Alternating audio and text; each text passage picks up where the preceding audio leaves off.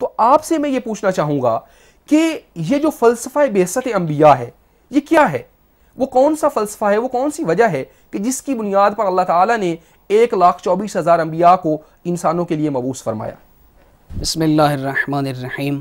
ندیم صاحب، پہلے تو آپ کا بہت زیادہ شکر گزار ہوں کہ آپ نے اس پروگرام کے اندر گفتگو کا موقع فراہم کیا۔ جہاں تک آپ کے سوال کا تعلق ہے، انتہائی اہم سوال ہے کہ اللہ عز و جل نے انسانیت کی ہدایت کے لیے سلسلہ انبیاء کو کیوں شروع کیا؟ انبیاء کی بعثت کا مقصد کیا تھا؟ ان کو ہماری ہدایت کے لیے بھیجنے کا مقصد کیا تھا؟ اس کو میں انتہائی آسان الفاظ میں اگر واضح کروں تو وہ اس طرح کہ انسان دو چیزوں کا مجموعہ ہے، ایک ہے اس کا بدن، ایک ہے اس کی روح۔ صحیح۔ یہ دو چیزیں ملتی ہیں تو ایک انسان وجود میں آتا ہے۔ اب خداوند متعال نے انسان کے اس وجود کو جو جو چیزیں ضرورت تھیں، جو جو سامان زیست اس کو چاہیے تھا، زمان زندگی اس کو چاہیے تھا، وہ سب انسان کے لیے پیدا فرما دیں۔ حتیٰ کہ ایک حدیث قدسی کے اندر خداوند متعال ارشاد فرماتا ہے، میرے بندے میں نے کائنات کی ہر چیز کو تیرے لیے بنایا ہے۔ تو یہاں سے ایک سوال خود بخود جنم لیتا ہے، کس طرح ممکن ہے کہ ایک عادل حقیقی انسان کے اس ظاہری وجود کو جو کہ فنا ہونے والا ہے، بدن فنا ہونے والا ہے، روح باقی رہنے والی ہے، جو بدن فنا ہونے والا ہے اس کے لیے تو زندگی کی ہر سہولت کو فراہم کر دے، لیکن جس چیز کو باقی رہنا ہے وہ روح ہے، اور اس روح کے تکامل کے لیے، اس کی ترقی کے لیے کوئی ذریعہ ایجاد نہ کرے۔ ماشاءاللہ، یعنی آپ کہنا یہ چاہتے ہیں کہ انسان کے ظاہری بدن کے لیے سورج ہے، زمین ہے، پانی ہے، ہزاروں لاکھوں کروڑوں چیزیں ہیں، اور یہ ظاہری بدن ہے جس نے فنا ہونا ہے۔ بڑا امپورٹنٹ نقطہ ہے، بڑا اہم نقطہ ہے نعیم صاحب، ماشاءاللہ جاری رکھیے گا اسی بات۔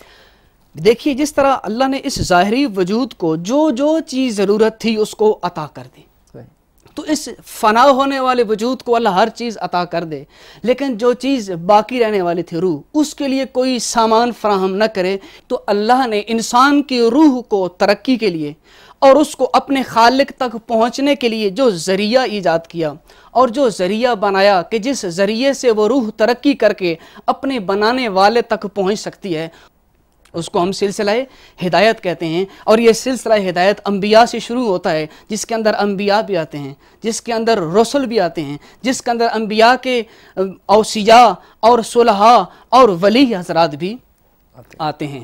تو اللہ نے جس طرح اس ظاہری وجود کو ہر چیز عطا کی، اس کی ترقی کے لیے سامان فراہم کیا، بالکل اسی طرح اللہ نے انسان کی روح کے لیے بھی ایک ایسا ذریعہ قرار دیا ہے کہ جس ذریعے سے انسان ترقی کی راہوں کو، روحانی منازل کو طے کرتے ہوئے اپنے خداوند متعال تک پہنچ سکتا ہے۔ اور ساتھ ہی کیونکہ ہمارا سوال جو تھا آپ کا وہ یہ تھا کہ انبیاء کا ہونا کیوں ضروری ہے، کہ جب خداوند متعال نے ہم تک اپنا پیغام پہنچانا چاہا تو درمیان میں ایک وسیلہ قرار دیا کہ جس وسیلے کے ذریعے ہم خدا تک پہنچ سکتے ہیں۔ اس کو میں سادہ الفاظ میں کہوں گا کہ انسان کی جو دنیا ہے یہ مادی دنیا ہے، صحیح، مادی دنیا ہے، اور اس خداوند متعال محض نور ہے۔ صحیح۔ اب ایک مادہ اور نور کے درمیان ربط کے لیے صحیح کسی ایسی ہستی کا ہونا ضروری تھا جو دونوں جنبے رکھتا ہو، صحیح، دونوں جنبے جس ہستی کے اندر موجود ہوں، جنبہ نورانی کے ذریعے خداوند متعال سے احکام کو لے سکے، اور جنبہ بشری کے ذریعے ہم جیسے انسانوں کو وہ احکام دے سکے۔ بالکل اسی مناسبت سے ایک بہت ہی پیارا واقعہ اصول کافی میں جو مختصر انداز میں آپ کے سامنے بیان کروں گا۔ ماشاءاللہ۔ حضرت حشام ابن حکم امام کے ایک بہت جلیل القدر شاگرد تھے، اور ان کا اسی موضوع پر عامر بن عبید ایک شخص تھا، اس کے ساتھ مناظرہ ہوا۔ بصرے کے اندر یہ شخص مسجد کے اندر بیٹھا ہے اور لوگ اس سے سوال کر رہے ہیں۔ جب حشام ابن حکم نے دیکھا کہ درمیان میں کچھ شخصیت بیٹھی ہے اور لوگوں کے سوال کے جواب دیے جا رہی ہے، تو حشام ابن حکم نے ان لوگوں کے ہجوم کو چیرنا شروع کیا۔ عامر بن عبید کے سامنے کھڑے ہو گئے اور کہا کہ اے بزرگ، میرے بھی تم سے کچھ سوالات ہیں۔ تو عامر بن عبید کہتے ہیں ٹھیک ہے، جس طرح باقی لوگ سوال کر رہے ہیں تیرا بھی حق بنتا ہے سوال کرنا۔ کہتا ہے میرا سوال تھوڑا عجیب سا ہے لیکن جواب ضرور دیجیے گا۔ اس نے سوال کیا کہ اے بندہ خدا، کیا آپ کی آنکھیں ہیں؟ ایک دفعہ وہ سوال سن کر چونک گیا کہ یہ کیسا سوال ہے، اتنا واضح سی بات ہے اور واضح سی بات ہے، ظاہرہ آنکھیں ہیں تو میں لوگوں کو دیکھ رہا ہوں. تو حشام نے کہا نہیں آپ تعجب مت کیجئے، آپ صرف میرے سوال کا جواب دیجئے. اس نے کہا ہاں میرے پاس آنکھیں ہیں. کہا کیا کام کرتے ہو ان سے؟ کہا ان آنکھوں سے میں چیزوں کے درمیان تمیز کرتا ہوں، چیزوں کا نزدیک ہونا دور ہونا یہ دیکھتا ہوں. پھر اگلا سوال کیا کیا تمہارے کان ہیں؟ وہ پھر تعجب میں. کہا کہ نہیں تعجب نہیں، تم میرے سوالوں کے بس جواب دیتے جاؤ. جب اس نے اس سوال کا جواب دیا کہ کان میرے پاس اس لیے ہیں تاکہ میں اچھی اور بری آوازوں میں تمیز کر سکوں. الغرض مختصر کروں اس کو، زیادہ لمبا نہ کروں، کہ اسی طرح سوال کرتے کرتے اس نے پورے وجود کے بارے میں سوال کیے، اور سب سے آخر میں جو سوال کیا وہ یہ تھا کہ عامر بن عبید مجھے بتائیے کیا آپ کا دل ہے؟ کہتے ہیں ہاں میرا دل ہے. کہا اس دل سے کیا کام کرتے ہو؟ کہا دل سے میں اتنا ہی کام کرتا ہوں کہ میرا وجود جو کام کرنا چاہے، میری آنکھیں جو دیکھنا چاہیں، میری زبان جو بولنا چاہے، میرے کان جو سننا چاہیں، حتیٰ کہ میں کوئی بھی کام کرنا چاہوں تو دل سے پوچھتا ہوں.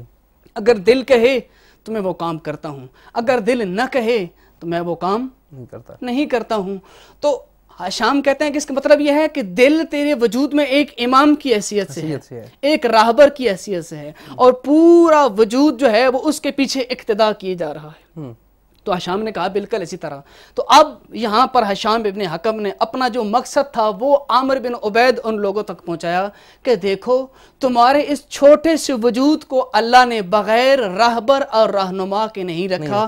یہ دل تمہارے وجود میں ایک رہنما کی حیثیت سے، ایک ہادی کی حیثیت سے اپنے فرائض انجام دے رہا ہے، اور تمہارا باقی پورا وجود جو ہے وہ اس امام کی اقتداء میں اس کی اطاعت کرتے ہوئے اپنے فرائض کو انجام دے رہے ہیں. تو کس طرح ہو سکتا ہے اس چھوٹے سے وجود کو تو اللہ بغیر امام اور ہادی اور رہنما کے نہ چھوڑے، لیکن اتنی بڑی کائنات کو بغیر راہبر رہنما اور امام کے چھوڑ دے.